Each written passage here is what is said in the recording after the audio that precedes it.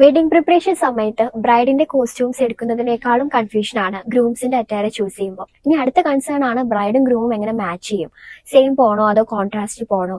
അപ്പൊ ഇതേ കൺഫ്യൂഷനോടെയാണ് ഒരു ബ്രൈഡ് അവരുടെ സംഗീത് ഫംഗ്ഷന് വേണ്ടിയിട്ട് നമ്മളെ കോൺടാക്ട് ചെയ്യുന്നത്. മാമിന്റേത് ഒരു വൈറ്റ് ചിക്കൻകാരി ലെഹങ്ക ആയിരുന്നു.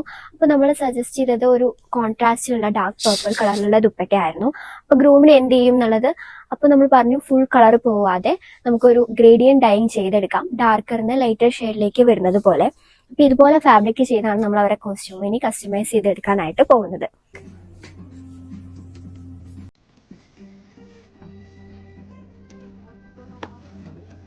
ജാലകാരി മായ